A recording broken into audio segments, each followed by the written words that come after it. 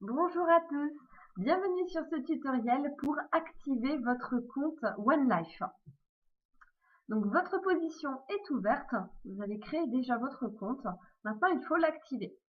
Qu'est-ce qu'on entend par là? Tout simplement, il va falloir remplir toutes les informations personnelles qui va vous être demandées pour pouvoir authentifier votre compte et que vous puissiez vous en servir derrière. Tant que ce n'est pas fait, vous ne pouvez pas vous en servir. Donc, qu'est-ce qu'on vous demande en premier lieu? C'est de créer un mot de passe de transaction. Donc, il suffit tout simplement de cliquer ici. Vous allez créer votre mot de passe.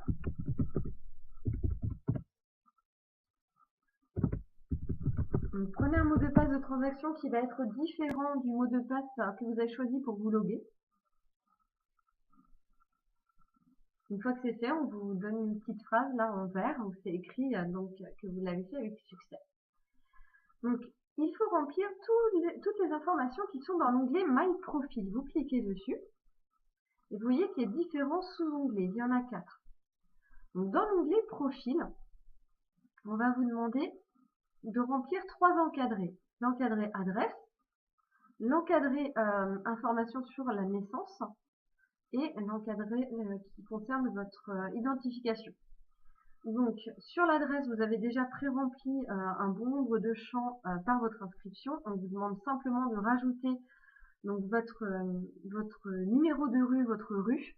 Donc, pour pouvoir accéder aux modifications, vous cliquez sur Edit, comme je viens de le faire. On vous demande votre mot de passe de transaction. C'est pour ça que c'est important de le créer tout de suite dès votre première connexion. Voilà, et là, vous avez accès au champ. Vous pouvez remplir. Voilà. Vous validez sur l'onglet vert. C'est fait. Et vous procédez exactement de la même façon pour tous les autres champs.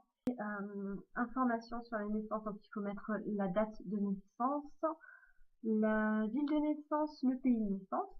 Dans l'encadré concernant l'identité, vous choisissez si vous voulez renseigner soit le passeport, soit la carte nationale d'identité. Vous mettez le numéro et la date d'expiration. Et ça en sera tout pour ce sous-onglet-là. Notez bien, je fais une petite parenthèse, que se trouvent certaines informations sur cet onglet-là, notamment les informations les liens de parrainage en fait. Si vous avez parlé de l'opportunité à quelqu'un qui souhaite ouvrir sa position sur OneLife, vous lui communiquez ce lien de parrainage. Si c'est un commerçant qui veut ouvrir une position sur DealShaker, c'est ce lien de parrainage. En dessous, vous choisissez où vous voulez parrainer la personne, soit de façon alternative à gauche ou à droite, soit à gauche, soit à droite. Je ferme la parenthèse. Le deuxième sous-onglet, il n'est pas forcément à remplir obligatoirement là, maintenant, tout de suite, mais effectivement, il faudra le remplir à un moment donné aussi. Seulement l'encadrer banque détails. Donc vous mettez, pareil, vous cliquez sur Edit, vous mettez le mot de passe de transaction. En dessous, vous renseignez le nom de votre compte, le nom de votre banque, le pays de votre banque, votre code IBAN et votre code BIC. Ça sera tout pour cet onglet-là. Le sous-onglet KYC, il est très important celui-ci. Vous n'y avez accès que si vous avez bien correctement rempli tous les champs du sous-onglet Profil qu'on a vu tout à l'heure. Donc là, vous voyez, il vous met tout ce qui manque. La date de naissance n'est pas valide. Il vous manque le lieu de naissance, le pays, le numéro de la pièce d'identité, la date de validité. Lorsque tout est rempli, cet encadré rouge n'apparaît pas et vous avez la possibilité donc de télécharger les documents dans votre KYC. Donc le KYC, qu'est-ce que c'est? C'est un processus d'identification pour relier un compte à une personne physique. Donc bon nombre de banques utilisent ce système et c'est vraiment un plus, il faut le noter dans notre système à nous, OneLife. C'est ce qui nous démarque aussi de beaucoup d'autres systèmes, notamment de la plupart des crypto-monnaies, pour pas dire toutes, parce que justement nous on bannit l'anonymat pour un système de transparence et c'est notamment grâce à cette procédure KYC que c'est assuré justement cette transparence. On associe un compte à une personne physique. Donc qu'est-ce qui vous est demandé sur cet onglet? Vous allez dans Choose File et en dessous de ID Passeport et vous allez sélectionner dans votre ordinateur le scan de votre pièce d'identité que vous avez renseigné plus tôt. Il faut que ça tienne sur un document. Et en dessous, vous irez sélectionner donc le scan d'un justificatif de domicile. Pour savoir ce qui est accepté et non accepté, vous avez toutes les informations en dessous. Si vous ne comprenez pas forcément l'anglais, utilisez Google Traduction. Vous avez notamment ici les pièces d'identité acceptées et non acceptées. Et ici, les justificatifs de domicile acceptés et ceux non acceptés.